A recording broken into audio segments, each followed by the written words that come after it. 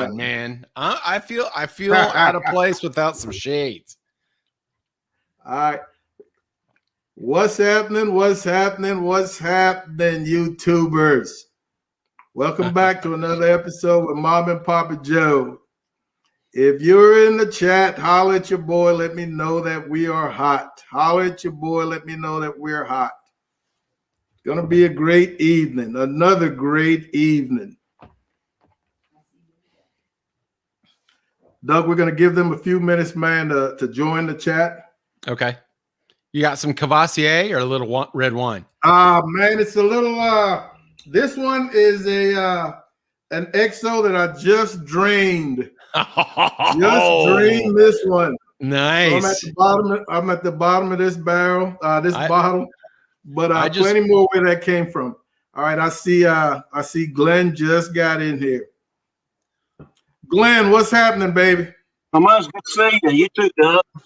What's up, Glenn?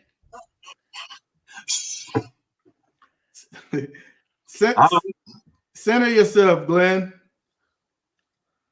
There we are. We're getting them in the chat right now. TPC, my man. Chris, what's going on? That's my homie out in Cali. Hey, Glenn, you need to center yourself. Shift left. There you go. There you go. Beautiful. Yeah, a little left, Glenn. Yeah. Little left, Glenn. Yeah. You're still as handsome as ever, baby.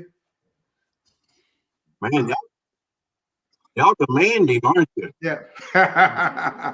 CJ. Madwood, what's going on, Chad? I'm trying to cover up some ugliness. Leave me alone. Yeah. Hey, we're giving the crew just a couple of minutes, man, to get settled into the chat before we get this thing going. We're gonna start off with your intros before we hit it. Ladies and gentlemen, I'm hoping that my main man Alton, the dog father, joins us tonight. I really want to give him a shout out, man. You're hearing me over a new and early Father's Day gift. You know, I've been struggling with microphones, and I guess it's because I've been cheap, and I've been sounding a little canny, a little tinny over the last few weeks, and I guess the wife finally got tired of it. Mama said, "The heck with it." She reached out to the dog father and got some information on the types of microphone that he's using.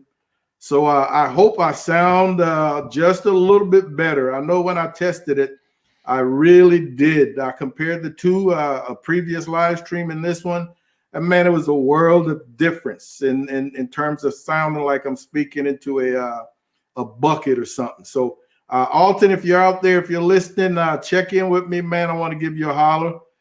And once again, ladies and gentlemen, welcome back to another episode with Mom and Papa Joe's.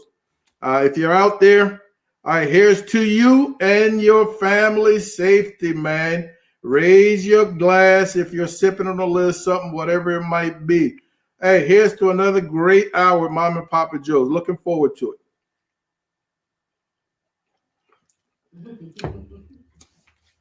Chad, what's happening? Thank you, Chad. I'm so glad, man. It sounds so much better. So glad. TPC, my man. TPC, I've been telling you, I need to get you on here, man. You sound like you're just an awesome conversationalist, and I can't wait to get a hold of you and just get into your head and find out exactly what it's all about. This evening, ladies and gentlemen, we're going to be talking about our love for all things grilled, mainly pellet smokers versus the traditional charcoal / stick burner. I am a fan of both, and I've got two awesome gentlemen sitting on the panel this evening. And I got to be honest, I wasn't able to give these gentlemen, a little promo, a 4 or 5 day in advance promo, because last minute, the production manager, Mama, came up with this idea. I was just going to talk about pellets versus stick burners. And she came up with the idea of having two guests, one from each corner. And man, I thought it was awesome. But again, it was last minute, so I wasn't able to give these gentlemen the type of intro or advanced intro that they would require.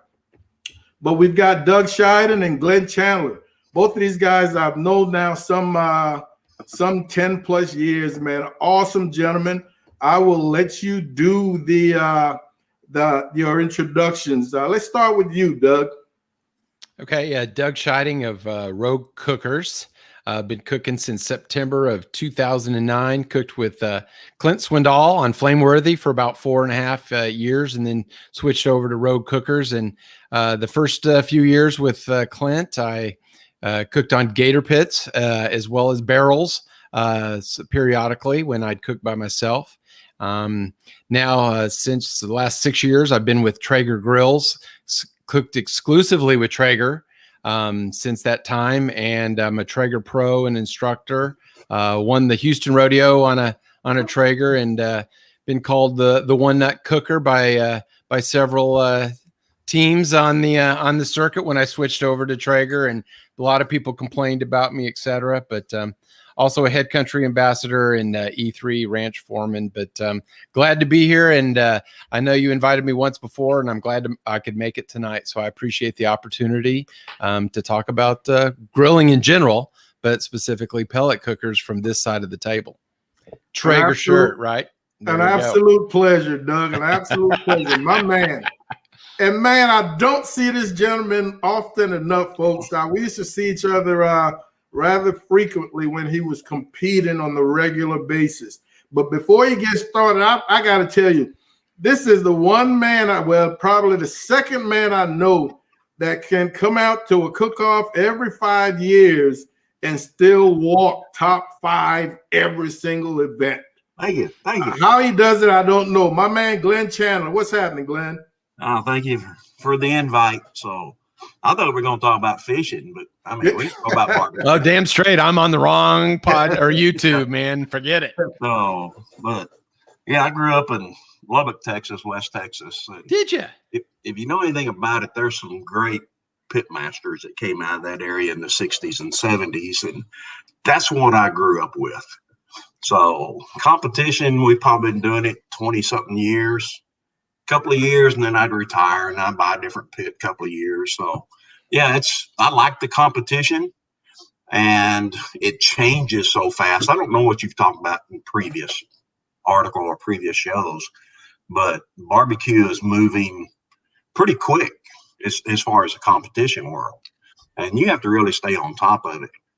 But I mean, pellet versus stick, is there a right way, a wrong way, or a million ways? I mean, there you go. You know, so yeah, I think it's more what I grew up with was old traditional stick burners, and the newer stuff is unique. I like playing with it, but I still always go back. But yeah, we've been out of it now for 2 or 3 more years. We still walk out every once in a while and walk around, but getting old, y'all get there. Oh, we absolutely will, man. Great to have you, Glenn. Great to have you. I did notice you don't sleep in the back of that pickup anymore. Oh, man, too old for that. I think we stopped that after year number 3. We stopped that. But, to jump right into things, this can be a little bit of a touchy subject for some folks. And I honestly don't understand why, because I really, really think that I've got the best of both worlds, because I'm sitting right there in the middle with Traegers on one side and my stick burners / charcoal pits on the opposite side. I use them both and I love them both. So I've got the best of both worlds. So for me, it's not an either or. I don't see a problem with either one. I don't see a problem with how you choose the roll, as long as you're rolling. So to jump right into it, man, why do you think there's some people that are threatened either way? Why do you think there's some people that are threatened either way? Some of them dislike, and maybe I shouldn't say threatened, but why do you feel some people feel strongly either way? Glenn, I'll let you go first, and then Okay. I'll give you my perspective. Yeah, been around it for a while, and I may be wrong on my dates and names, but we're going to back up 20 years ago to Fast Eddie, which is the first one I remember with a pellet smoker. Well, the controversy there was using electricity, you know, and the way the rules were written, if you back up and look at 80, and this is just for competition, but if you look at the way the rule was written in 1980, it said there was no electric heat. Well, in 1980, they could never imagine a pellet cooker, controllers, all the stuff. And I think the intent was back then was no electricity. And I think where the controversy started in the competition was this guy's using electricity. He's cheating.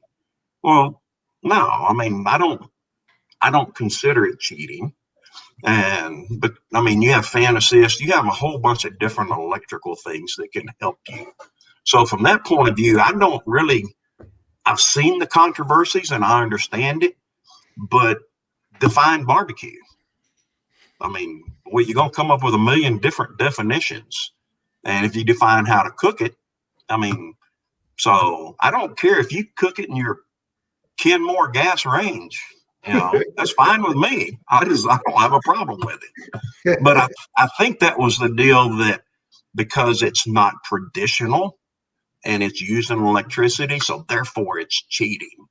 Well, it's not. I mean, it's just as hard to win a competition on a pellet on a Traeger as it is a stick burner, or it's just as easy. I mean, there's no advantage to it that you have. If a pellet cooker was winning GC at every cook-off, every cook in the world would have one. It absolutely would be. Yeah. So, and I see what you're saying, and I think that's the reason it came about, was the fact that you're using electricity. And to me, it's no big deal. I mean, you know, whatever floats your boat. Your turn, Doug. Jump in. Yeah, I agree with you. Actually, you know, people would complain when we first came out. Hell, they should have been happy. I actually think cooking on a Traeger or any other pellet grill, you're going to get a lighter smoke. And if you are in central freaking Texas and I show up, you're like, well, shit, he's at a disadvantage. We're going to kick his ass today. So I actually have to cook better and harder to do well at those contests to get the smoke on the meat. And so I was surprised. Glenn, I agree with you. And, you know, it's really kind of the ease of use. Now, I cooked on drums. Glenn, you cooked on drums. When I got my drums settled in nice conditions, no wind, you know, not huge wind, hell, I could go to sleep at night too. But, you know, with my pellet grill. But if I agree with you, if someone comes out there with a gas grill and hickory smoke propane and kicks my ass, more power to them. I totally agree. The minute you step foot, and tonight's show is not going to be geared 100% towards competition, but the minute you step foot on a comp site with a pellet smoker, you are at a disadvantage. Agreed, 100%. And I'm here to tell you, I've probably done 7 or 8 cook-offs with Traegers, and I've been fortunate enough to walk at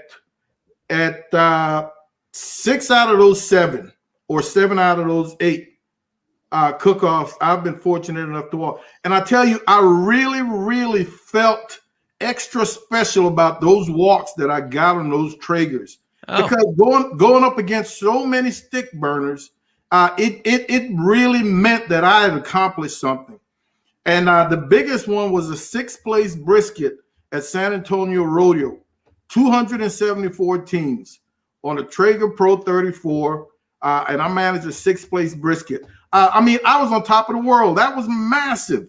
So the fact that some people want to say it's cheating, and I mean, the only thing that's easier is fire management. Other than that, nothing else changes. Exactly. It's a barbecue contest, not a fire management contest. It definitely is. It definitely is. All right, but again, I don't want this to be geared towards competition, because this is all about comparing the two. And I'm looking at ease of use, backyard type deal. So let's look at some pros. What are some pros of a pellet smoker? What are some of the things people look for? Say again, Glenn. There is none. Wait, you're breaking up. I can't hear you. Yeah. I think you said something I don't think you meant. Yeah, there's a lot. I mean, go ahead. There's pros and cons to both of them. So yeah. I'm picking more on Doug here. Yeah, that's all right. Okay. It's all right. So yeah, I mean, I think, you know, from my personal perspective, competition in backyard, since I switched to pellet cookers, I worry about recipes, flavor development, and those sorts of things. It gives me the convenience to be able to cook more often and to try different combinations of recipes and flavor combos and things like that. So I cook probably 2 to 3 times more often now that I have a pellet cooker on my backyard, you know, on my back patio, etc., as well as my trailers and stuff. And so it's just the ease of use in terms of using it. Now, just like with any grill, if you've got a Weber Smoking Mountain, whatever, you know, an Offset, you know, an Oklahoma Joe's, whatever, you have to learn to cook on the grill, regardless of what it is. So with a pellet cooker, I think it lends itself more to a low and slow approach from the standpoint of getting more smoke on the meat. You know, it's a finer smoke, it's a better combustion. So, you know, it's just like when you see, you don't want to see that white billowy smoke with the Traeger, or pellet cooker, you don't get that. And it's a finer smoke, and it just lends itself to low and slow, which happens to be my tagline: low, slow, and rogue. Yes, sir. Yes, sir. Well, I do use my pellet more than a stick burner, but I use it for smoking cheese and bacons. And as far as the traditional barbecue, I still go back to the stick burner, but I do use my pellet hooper, is what I call it. Yeah. Where did the bear hurt you? Where on the bear did it hurt you? I'll see you. But I mean, they both have a purpose, and I mean, I do like it for, I guess you were going low and slow, so smoking cheeses and different things, you're going at a lower temp. So, I mean, that to me is a pro for the pellet smoker over the stick burner. Okay. I'm going to start at a newcomer to cooking, at a newcomer to barbecue.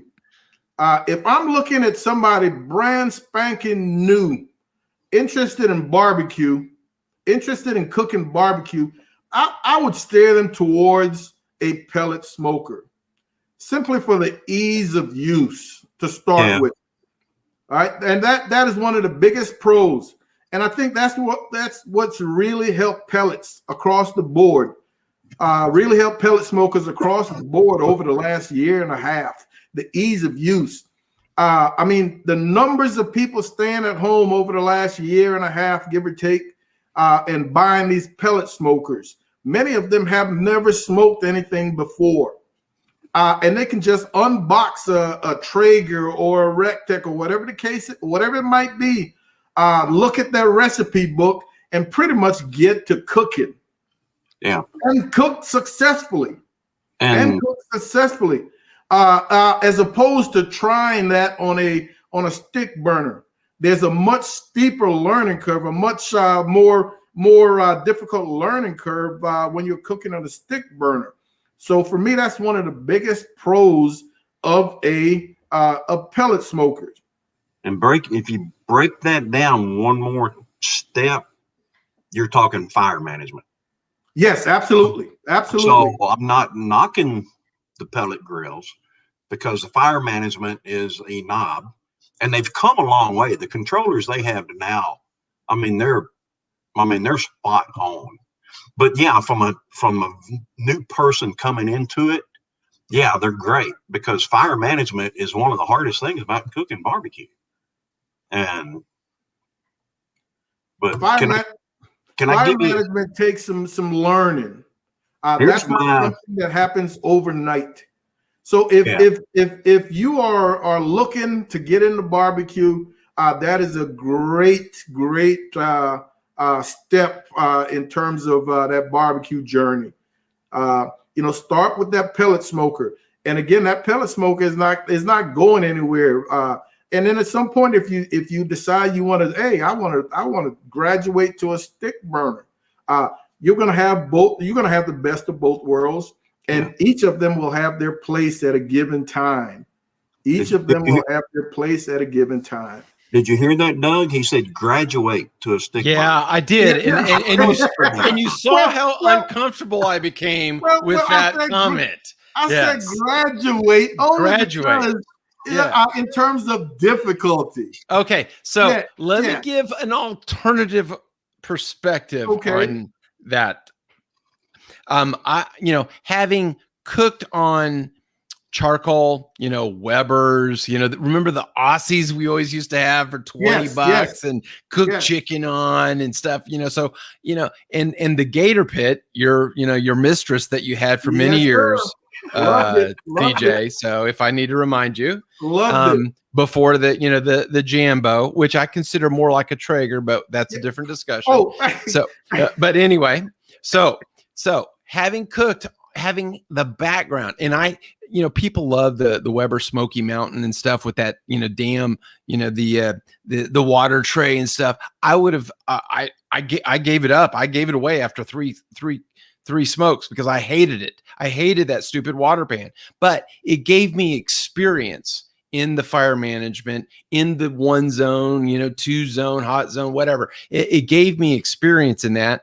And I actually think that actually helped me when I went to a Traeger. Now, a backyard person that really hasn't smoked, and truthfully, I never cooked, unlike Glenn, et cetera. Before 2009, I was microwave boy. I basically cooked things in the microwave and, heated up my nachos, and that was my dinner. Are those illegal at competitions now?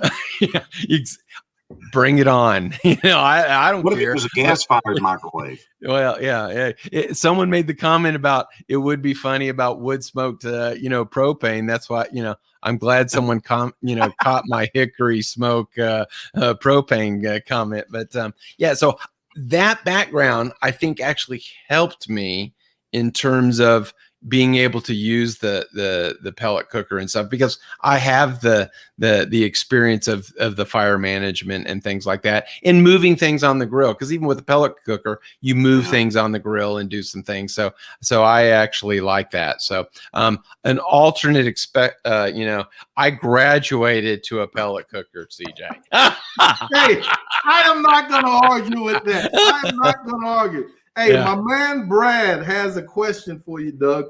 Which Traeger is your favorite to cook on in competition? It's a great question. For a small, for chicken, I like the little small tailgater. And soon, when I start competing against this fall, I'm going to break out my little Traeger Ranger. But the 850, the Timberline 850 is my grill for competition. And the reason is it's smaller than the 1300. 1300 is too big. The 850 chamber, you can get 2 briskets top to bottom. And I swear that it keeps a better humidity in the chamber overnight. You get the bark doesn't dry out, etc. Yes, sir. Real quick, because I'm not familiar with them. What is 1350, 800? I'm sorry, the Timberline. The Timberline 850, the Timberline 1300. That's the double insulated one. It's double insulated like a Yeti. And for competition, that is fantastic for keeping in the humidity in an long overnight cook. If you cook. Cheating? Huh? That's all not that insulation and that cheating. Yeah, exactly. Hey, guess what? When it gets cold, I put a welding blanket on it too. Oh, no. Yeah. So, but on my backyard, I like the Ironwood 885. That's the perfect size. On my app, yes, you control it by an app. It's called Goldilocks. So that's my favorite. That one and the Ranger are my favorite on the backyard. My backyard. So great question. Thanks, Brad. I want to jump in here because talking about controllers, apps. Yep. And I mean, everybody likes to cook good barbecue. But where I grew up, these were, to me, pit masters. They sit in a chair and they could tell you what the metal was doing, what the smoke was doing. They didn't have thermometers. They didn't have this. They would get out of the chair, go over and hit the firebox with a stick, sit back down, open another beer. And they turned out great barbecue. They knew the pit, they knew the fire, they knew everything about it. So that to me is barbecue, because you're sitting around a pit, you're enjoying the company, you're drinking, you're doing this. Now, competition, yeah, I slept, so yeah, you learn how to sleep. But to me, there's more to the definition of barbecue than just getting to a nice brisket. There's the camaraderie, when you're sitting around the campfire, to me, that's part of barbecue also. And I'm not knocking Traeger or the pellets. You can still do that. So, I mean, you're sitting in a chair and you're using your phone and you're apt to control it. So to me, that's part of barbecue also. It's just not the pit, not the meat. And, there's a what's the camaraderie? Thank you. I couldn't think of the word. So, yeah, camaraderie, and I agree with that. But the last time I cooked on my offset gator pit at the San Antonio Rodeo by myself, there was no one there from 12 a.m. to 4 a.m. And I set the alarm on my chest on my phone every 20 minutes. And I'd wake up and look at the fire, check the temperature, and decide what size log I was putting on the pit. So now, competition, I agree with. I'm talking about in the backyard. Well, but if you're in the backyard, no one's going to be there anyway. Nobody. They should be in bed. They should be in bed. When I grew up, that was part of the barbecue, was everybody sitting around the pit. That's what I grew up with. So it's different. I mean, it was kind of like you're sitting at the campfire or this or that. So that was part of barbecuing. Agreed. No, I agree. I agree. While you're it should be. Everybody's having a good time. And it should be, because I just actually I went to Cabo last week and I read 2 books, The History of Barbecue and Black Smoke, the history of black influence on barbecue. And that's exactly what it was. It was on July 4th. It was on festival days. And that's when people got together for barbecue. Right. And that is the actual history of barbecue. So you're exactly right. But, hey, Madwood, what type of pellet smokers do you have? I agree. I except Glenn, where I would add a little something to, man, with less fire management necessary with a pellet, and at competitions, I'm on my stick burner. I'm on my Jambo for the most part. 19 out of 20 cook-offs, I'm on my Jambo. So, but when you are on those pellets at competition, you got more time for camaraderie. You got more time to socialize. True enough. Yeah. So if that is such a big part, then that is that ability to fellowship with your brothers increases.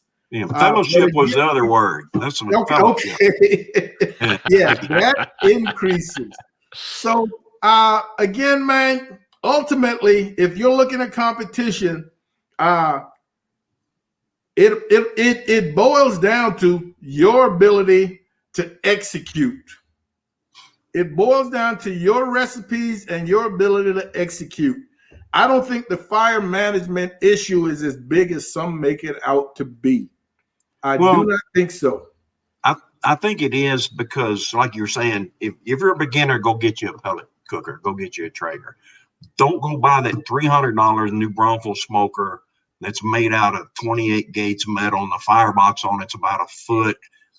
You're not going to be successful on it. Or underneath the grill. Yeah. Yeah. You're going to at least have offset. hate barbecue, but who has the $20,000 for a Jambo? How much are Jambos now? I don't even know. Hey, tell us, CJ. I mean, hey, I don't have a $20,000 Jambo, but It's you know, you can, 19,995. hey, you can spend as much money as you want on a Right. given pit. You know, as much money as you can afford, I should say. But once again, it comes down to your knowledge of that pit and your ability to execute your recipes, man. I don't care what you cook on. We've all gone out to events and seen people with ugly homemade ugly drum smokers kick butt. We've all Mine been were there. ugly. They were painted. Yeah, so Mine it's were all painted about your too. knowledge and your ability to execute. Now let's continue. What are some pros? Some pros of the stick burner versus the pellet. And I'll go right into one of the biggest ones for me is cost. Glenn, you alluded to the price, how cheaply you can get a stick burner. Now, we all know the old adage: you get what you pay for. Yeah. But you know, you can get a cheap stick burner for $250, $300. But again, you're talking about paper foil thin. You know what I'm talking? You're talking about aluminum foil thin metal. So you get what you pay for. Well, back when I cooked on barrels, my barrel cost me $50, and 40 of it was a tell-true thermometer. I mean, they were just cheap, you know. But you could pick up, especially San Antonio, Houston. You could pick up barrels anywhere, you know, and you could build them cheap. But to me, the main pro with cost is one of them, but the smoke flavor. I think you have more control with a stick burner. You can get it on I'm going to keep saying Traeger, but I mean pellet. But you can put smoke generators and different stuffs on them, you know, to get extra smoke. But just basic model, I think the stick burner traditional gives you a better smoke flavor. And I'm going to say, if you know what you're doing, because you can over smoke, which you wouldn't be able to with the Traeger. But I think you get a better smoked product with a stick burner than you would over pellet. And we're just talking basics. And so that's one of the big pros to me. Smoke is definitely a pro for the stick burner. Sure. Better smoke. I don't know if I'd use the word better smoke. I would say more traditional, more authentic smoke. Right. Authentic. And I don't even know if that's correct. But you get a more pronounced smoke on the stick burner. And again, if you're somebody that's sensitive to smoke, if your palate is sensitive to smoke, then the stick burner is going to be then the pellet smoker is going to be your baby. If your palate is sensitive to smoke, because what might do those be people exist? Oh, absolutely. What might be just the right amount of smoke for you or I might be a little too much for somebody else. You're not going to have that issue. Move back to New York. Yeah, you're not. You're not going to have that problem with a pellet. All right, the pellet is going to give you just exactly what you need. Now, to continue with those pros of a stick burner. All right. And pellets are catching up in these regards, but the ability to do like direct grilling, because all our stick burners, even though we choose not to, all our stick burners, we can drop charcoal, we can drop lump or wood directly inside that chamber and do some big time direct grilling if we chose to. So that again, to me, is another pro for a stick burner. I've seen now where pellets are coming with the ability to open up, remove that grease shield, open up, get a little more exposure to fire for direct grilling or so. Right? But again, they're in the early stages, and I don't know how they work well. I've never yet used one.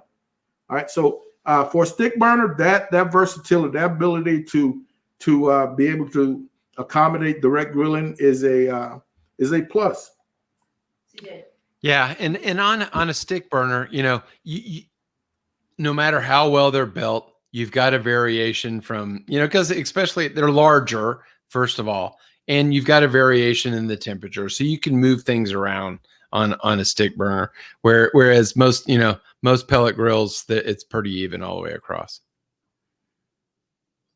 Well, the fire management, the story I like to, when somebody's new, because what do you mean fire management? If you're going to cook a brisket at 250, to cook a good brisket, you need to stay at 250. With a pellet grill, that's easy to do. With a stick burner, it's hot because I don't know what they call it. Years ago, you used to talk about chasing the temps. You'd run from 250 to 300 to 2.25 to, if you take a wet sponge and just set it in your hand, and that's a brisket at 250, it just drips a little bit. As your temp goes up to 300, squeeze it. More water comes out, and it goes back down, and you squeeze it. And you're chasing the temps, and eventually you squeezed everything out of that brisket, and it turns out dry. And I think that's one of the problems that people have when they're trying to cook and they don't understand fire management, temp controls, And I cooked it at 250 solid. Well, no, it went up to 300. It got up to 400 once. And well, I mean, to me, you cooked all the moisture out of it. I'm reading this guy from the UK. Lulu, I'm all soon. Does that come up on the screen also? Yeah, it's coming up. Thanks. Yep. I just learned. I just saw how to look at the other comments and stuff too. So yeah. I mean, I've never considered that, talking about the wheelchair. So pellets from that point of view would definitely have the advantage. Yep, absolutely. So yeah, I think learning some of the basics on some of the offsets and things like that is great, and it actually helped me become a much better cook with that background and going to the pellet cooker. So that helped me a lot. CJ, your lips are moving, but I don't hear anything. No, I muted myself for a second. I just it was such a great show. Yeah. Lulu, this is a great comment, man, and I had never thought about it, and it absolutely makes sense. Yeah, it absolutely makes sense. So please enjoy your Traeger, and I would love to see some of your products. Trumpet Master has another good one. Trumpet thinks that beginners should learn on a Weber kettle. Master the kettle, then move to the offset. Here. Trumpet that Master offset ought to be at the end. The pellet smoker goes in the middle. I am with Trumpet Master. I am with Trumpet Master because that is my progress. Well, let me ask you a question. You can barbecue on a Weber, but so many people, come over and having a barbecue and they're grilling chicken. So, I mean, is that, to me, that's grilling. That's not barbecue. Oh, yeah. Absolutely. Two zone. If you do two zone, it's damn sure barbecue. But, and a lot of people don't understand that even on a Weber kettle, man, it takes some practice. It takes some learning. So to shove a beginner on a Weber kettle and ask him or her to barbecue is a little much. Give a beginner a Weber and tell him to go grill some chicken. Hey, grill his fish. But to ask them to barbecue, hey, smoke this brisket or smoke this this pork butt or reverse sear this prime rib or something like that. It takes, again, some know-how, some practice. So even that, Trumpet Master, a beginner still needs a little help on a Weber kettle.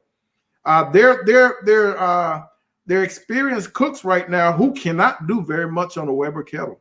Thank you. As versatile as a Weber kettle is, there's some experienced cook right now who cannot do very much on them. So a Weber kettle is a simple piece of equipment, but man, its capabilities are quite advanced. Quite advanced. You can do some serious things. And I love cooking on my Weber kettle. I've got two of them. So I still have a Weber kettle. So yes, I absolutely love them. But flowers growing out of mine. Because I can't cook on it. TPC says that he's got a cheap Dynaglow and he gets excellent result. I've heard the phrase, I've seen them, but I've never really sat and paid any attention, so I'm not sure exactly what it is, TPC. Again, I need to get you on here, TPC, and pick your brain, baby, and pick your brain. You've got a lot of good info. Let's see where we are. I didn't mean that you couldn't do it with a cheap New Braunfels smoker. Just as a beginner, it's going to be harder on them. Yes, it absolutely I'm not saying will. you can't get good results from it. Yeah, it absolutely will. And here's one of the problems with a lot of the offset, or even whether it's cheap or even a gator pit, right? The temperature gauge is at the wrong location. You know, it says, you know, just put black tape over it or remove the damn thing, because, you know, in a pellet grill, it's on the inside. It's pretty close to the actual grate, right? So you're actually measuring it. And that was one of the first things I learned, is that on all the offsets that I cooked on, just take them off, put black tape on them, and then use your Maverick or whatever you're going to find out actually what the temperature is at the grate, because that makes it harder, right? In terms of learning how to cook, because you think you're cooking at 275 and it's really 325 at the grate as compared to 275 on the lid. I think back in the day, we called them polders, which was the first one. There's so many of them now, but a polder and not a baked potato. It ended up that way, but a potato, and you just ran it through, and then that's how you found your zones. Right. Yeah. When Mom and I were giving our class, allowing students to bring their pits, one of the first things I would do was find grate temperature, and I would show these students the difference between their thermometer on that lid versus grate level. And I'm talking about significant differences, 50 to 75. Yeah, easy. Exactly. Easy. So they're learning wrong. They had never thought about that before. So very important to understand the difference between that lid thermometer and grate temperature, man. Awesome point. Awesome point. Now, let's talk convenience of a pellet smoker. And when I say convenience, I'm referring to that put that meat on, set your temperature, and you go off to the beach. You go off to work. You go run errands. You go do shopping. All right. Some people want to tell you you're not barbecuing. But folks, if that technology is available, man, if that technology is available, why aren't you taking advantage of it as opposed to looking down on it? I cannot explain that. I mean, it's Ronco set it and forget it, basically. Yeah. Oh, without a doubt. Yeah, I mean, I have both, and then I use both. So, but yeah, I mean, to me, there is a great convenience factor there. That if I have a bunch of stuff I need to get done, that's my choice. That's what I'm going with. Yeah. And I'm not knocking the product by set it and forget it, but that's one of the conveniences to it. It's a great selling point. You know, we're cooking on our Traegers 2, sometimes 3 times a week on our Traegers. Yeah, you look like you're getting a little heavier since I've seen you. Easy does it. Easy does it. Easy, bro. Shots fired. Hey, let me back up. Fish. Let me I'm let you cooking go. fish. I'm smoking tofu. Asparagus. Yeah, it looks like it. Hey, there's a bad connection. I thought I heard tofu. Yeah. What? Yeah. But there's nothing like even coming home from work, man. How quickly does it take you to get that Traeger up to temp and knock out some chicken wings or something like that? You know, as opposed to man, I've got to fire up the charcoal. I've got to do so. Again, that convenience is there. There's a time and a place for that stick burner, for that charcoal. But other than that, man, the convenience factor looms so large that I am surprised some of the individuals that talk about the pellets haven't swung that way yet. Well, I'm gonna jump off topic here because we're talking about convenience. Well, your name's Glenn, right? Yeah. So the last couple of years, cooking steaks has been sous vide. Pull them out of the freezer and throw them in the pot. Don't look at me like that. When we get ready to eat, I pull them out of the water, throw them in the cast iron, and we eat. I mean, you can't get any more convenient than that. But I do miss the wood smoke, the grill. I do miss that on a steak. But it's sous vide. There's a convenience. And I've cooked ribs and brisket in one too. And we're not going to go into those results. But hey, and I'm here to tell you, I've done the sous vide steak, but I finished it off on my Weber. And it was a wonderful steak. Yeah. So again, by like every other method out there, there's a time and a place for it. Again, I still like the idea of playing with that fire a little bit, smelling that smoke a little bit. So I rarely ever, I've done maybe 2 cast iron steaks, but for the most part, man, I am into that smoke. And my cast iron steaks were pretty good too. So I don't need any crazy looks from you, Doug. No, I've actually the COVID. I've been obsessed with reverse searing on for steaks. So yeah, I'm going to enter some SCA contests. I'm going to be entering some SCA, and I'm going to bring my freaking Traeger Ranger, and I'm going to be part of the sear revolution of the Pitmaster podcast, and I'm going after it. Giddy up. Dude, I have fallen in love with reverse sear, man, because I've been doing the reverse. I have too. Yeah, I've told Mom. I said, man, I hated it in the beginning. Yeah, I hope I'm not overdoing these videos with the reverse sear, but I want to reverse sear everything because it turns out an excellent product, man. It's amazing. It turns out an excellent and you can do it on whatever grill and you have. And it's you can just get griddle and put it on and let it heat up for 15 minutes.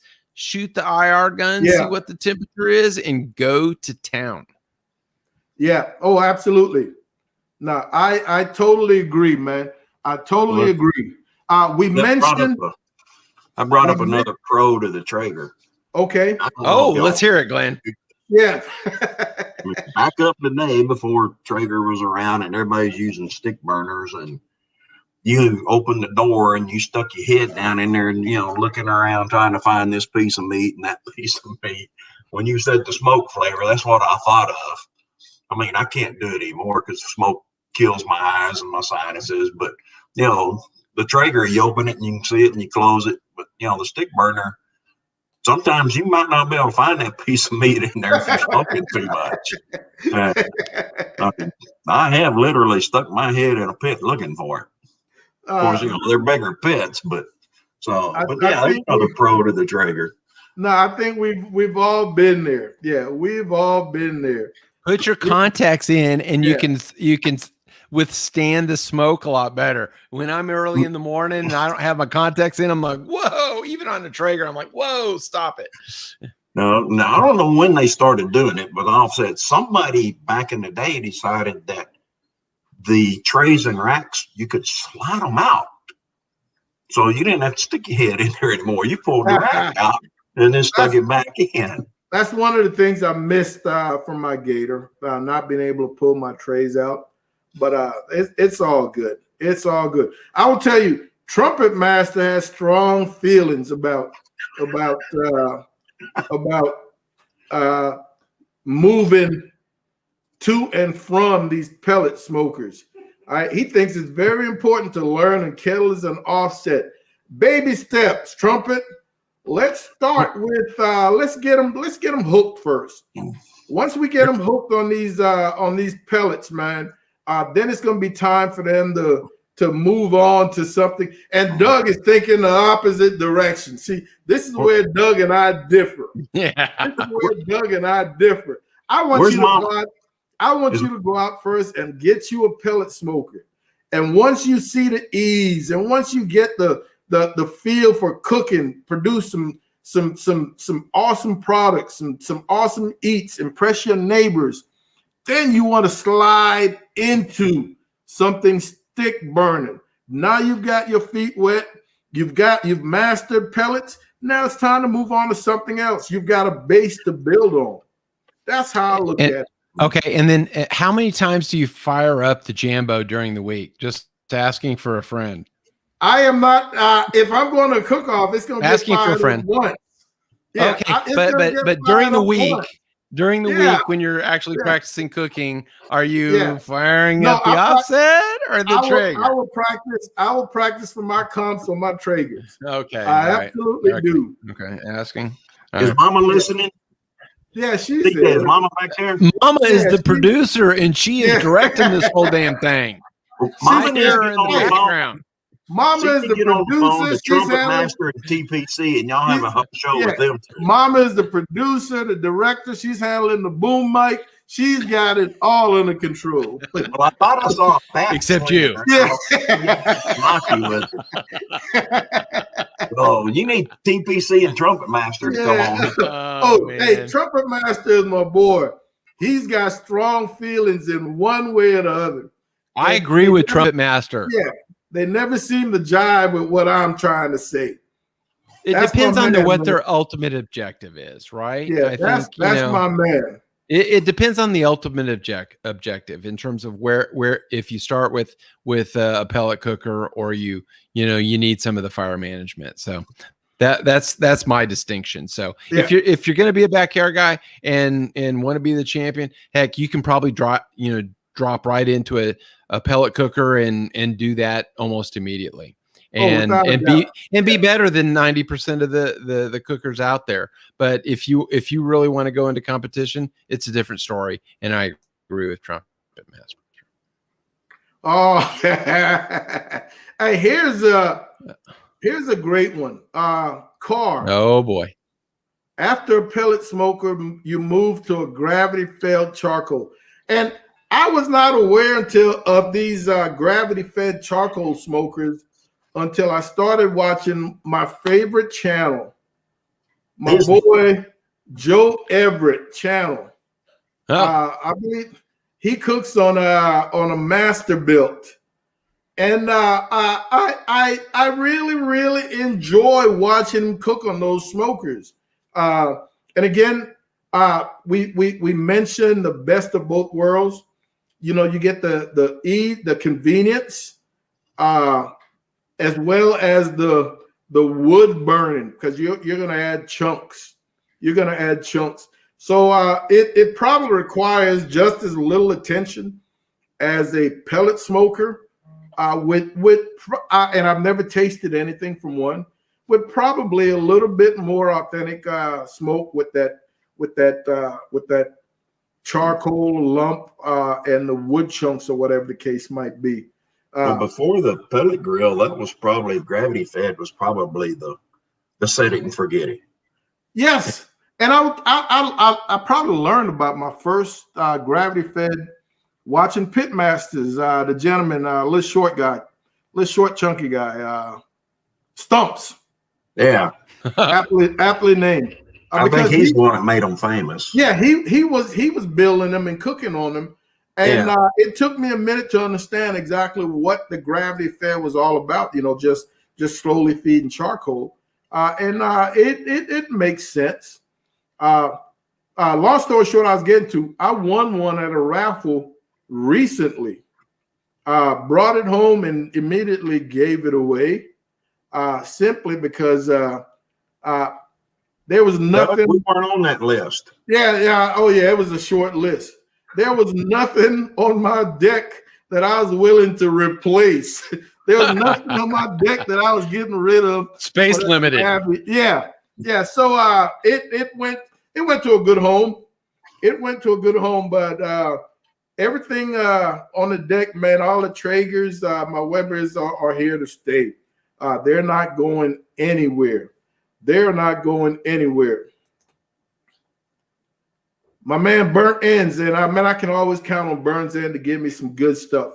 I've seen pellet smokers get the job done with brisket, but in reality, I'm trying to get that salt and pepper brisket well rested that brings people to the restaurant to eat the original wood-fired chase. All right, I can understand that, Burnt Ends. Man, we've got restaurants out there that are cooking on these Traegers too. Did you know that? How big is a Traeger? Huh? How big are they? They've got some pretty big Traegers, man. They've got Traegers on trailers too. Did you know that? Are you using the general term Traeger? Are you talking about a pellet? Are you talking about the actual company Traeger? I'm talking about I didn't know Traegers burn anything else. Well, I didn't know if it was Traeger, because I mean I still think of the smaller ones like Doug was talking about. I never thought about them building bigger ones. No, they've got some nice sized Traegers, man. The COM 190 and the COM 200. So yeah, and that's the difference. You know, Joseph Traeger developed the one that's more like the offset, right? Yeah. And then Fast Eddie, the patent, and then in 1985, 86, and then Fast Eddie came along and he developed more of the ones that look like the ovens or the vaults. And so that's the difference in the two patents that were on early on, and then 17, 20 years later, then there was the technology race in the pellet cookers. So yeah. See, that's the only reason, Glenn, that I brought Doug on. Oh, stop. The only reason I gotta go. My man Rick says, I sell Traegers and it's crazy to see greenhorns buy them, then return them later to buy rubs and whatever. And buy them and then return later to buy rubs and whatever, saying they're pit masters. Hey, it's that easy. That is why you need a Traeger, because 2-3 cooks, you are a pit master. You've got that thing down. It's that simple, folks. Well, I disagree with you there. All right, it's not quite that simple. It's not quite that simple. It's not. But it's not difficult. It's absolutely not difficult. What's up, Rick? Haven't seen you in a little bit, man. Hey, and here's my man Trumpet showing me some love. Finally, this might be the first time in 16 episodes that Trumpet has shown me some love. Hey, man, pellet smokers are damn good smokers. Thank you. Dang. Hey, yeah. He said it was a good. He misspelled damn it. Yeah. He said it was a good cooker. He didn't say anything about a smoker. Oh, stop it. Because it can do it all. It can fry, it can, reverse seal, reverse sear, etc. Nah, it is good. Yes. Well, that's the deal about barbecue. You define barbecue. I mean, actual act of doing it. That's a religious question in my book. What is barbecuing versus grilling and smoking? Barbecuing's at the top in my book. You have grilling and smoking underneath barbecue. I totally agree. I totally agree. Okay. I mean, there's such a huge difference. I'm talking about in that end product. Yeah. There's so much more depth and nuances to that end product versus the grill.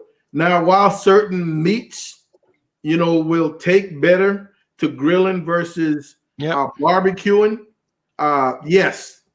But for the most part, man, you'll end up with a more satisfying product being barbecued versus grilled. I absolutely agree. Yeah. Okay. We've been here long enough. We got to do some controversy. Yeah. Thank you, Glenn. I knew you were here for a reason. Thank you. Is a brisket barbecue. If I take a brisket and I pour liquid smoke on it, put it in a pan, throw it in my oven, and cook it and pull it out, is it barbecue? No. Why? No. It's a brisket. Yeah, it's a brisket. Now, see, barbecue is not the meat. Okay. Barbecue is the process. Okay. Now, Barbecue is the process. It's open fire. Yeah, barbecue is the process.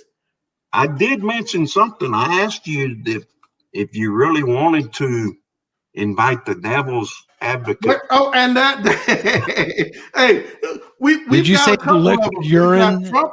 We've got Liquid Trumpet, smoke? and we've got Glenn. Okay. Now that was the extreme. So we're gonna back up some. And I do it. I'm not saying I'm not, but you go to competition. Why is wrapping a brisket in foil considered barbecue and not roast beef? I mean, if you're cooking roast beef, if you think about putting it in a foil, you're putting it in a pan, you're putting it in something. To me, that's roast beef. That's not barbecue, even though the cut of meat is brisket. You understand what I'm asking? Roast beef. Where'd you go? Get back in here. I would be able to understand. Center yourself, sir. Yeah, get back in here. I was scratching my ankle. Scratching your what? I was cutting the grass on Monday, and a big ass bug bit the hell out of me on my ankle, man, and it created a nice bump that continues the itch. Today is Thursday, so it's been 4 days. So no, but I think the fact that you're only wrapping for a short period of that entire cook really takes away that roast beef part of the cook. And as we all know, your meat only requires needs so much open smoke before you've got that appropriate color, that appropriate amount of smoke. And at that point, now all you're trying to do is conserve moisture. And that's all wrapping is doing. And wrapping is controlling moisture and speeding up the cook to a degree. There you go. Yeah. Speeding up the cook to a degree. And foil helps contain the black gold, which is the au jus, as compared to the butcher paper. I'm leading. I love Aaron Franklin, but he's wrong on this. Yeah, I'm leading you down this road because we went from. I'm waiting to see where you're going. Yeah, we went to competition. Now we're going to go old school. It's a stick burner.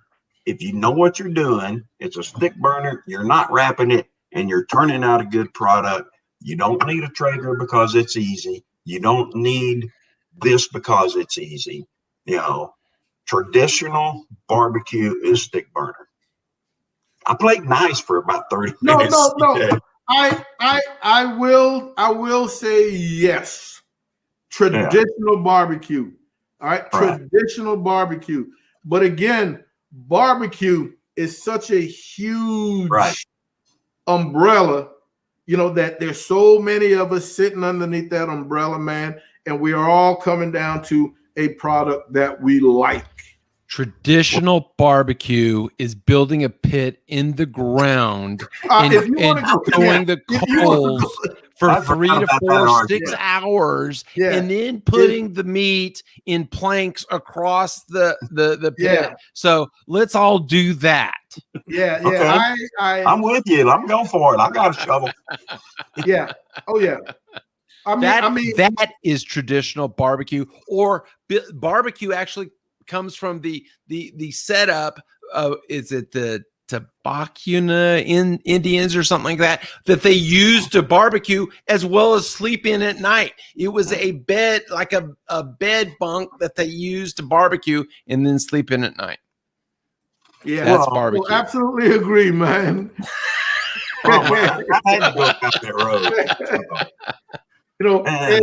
And like I said earlier, what you grew up with. I grew up traditional barbecue, stick burner, and I want a pellet grill. There's nothing against it, but I still like that traditional tradition. I mean, it's part of it to me. And Glenn, after all the years we cooked together, man, this is why I gave you a call, because I wanted that side of the story. That side of the story. And ladies and gentlemen out there, there's nothing wrong with individuals who who want to stick to that tradition. I don't look down on them. Glenn Chandler, like I said, he can come out to a cook-off this weekend, having not cooked in the last 2-3 years. He can come out to a cook-off this weekend and will do well. Thank you. Was that an invite? Is there a contest this weekend? Well, yeah, you can go because I'm not cooking this weekend. Yeah, I was going to say cook next to CJ. Yeah. So absolutely. All right, guys, it's been right hour and 5 minutes. Man, I absolutely appreciate Doug and Glenn for joining Mom and Papa Joe's tonight. If you've got any last minute questions for either one of these gentlemen or myself, shoot them real quick. We'll probably spend another 2 minutes closing out. My boy CJ Bean is in. Bean, he's always crying about something. The cold, the gosh, rain. Man, yeah. is he drinking a beer? He's always drinking a beer. Yeah, with peanuts in it. Don't forget the nuts. That boy loves some nuts. Yeah. Making fun of us working guys. Yeah. Folks, it's been awesome, man. Thank you once again for hanging out with Mama and Papa Joe. We really appreciate the love you guys have shown us, man. Continue to stay tuned. Continue to watch. We're going to try to keep bringing on some new and interesting guests so you can hear some different perspective. Guys and gals, I don't care what you cook on, man. I hope you can create the best product you possibly can. Enjoy your time out with family. Cook outside as often as you can. If you're in Texas, turn that thermostat to 78 degrees. Get outside and fire up your Traeger. So the energy you're saving inside, you're going to use outside. So let's get it done. When did ERCOT become a sponsor to you? You sound like an ERCOT commercial. Yeah. Right. Hey, ERCOT between 4 and 7. 4 and 7 save electricity. Doug's Traeger cook. So he's going to have intermittent outages. Well, I thank you for the invite. I want to close with my definition of barbecue. Yes, sir. Barbecue's a journey. Enjoy the trip. My man. There you go. My man. That's all there is to it. My man. Hey, Doug, Glenn, thank you guys so much for hanging out, man. And don't be strangers. You know where the channel is. Anytime you see or hear a topic that you're interested in, hit me up, man. And I would love to have you guys on. Thank you once again. Ladies and gentlemen out there, hit that like button for me one time, man. We had quite a few of you in here. Hit that like button. Show us some love. And we will be back at the same time, same place next week to show you the same love. Some awesome conversation. You guys have great evenings. Be safe. Take care of yourself. Holler at me. CJ, thanks, CJ. Giving you no money with comments like that. Yeah. I still see you.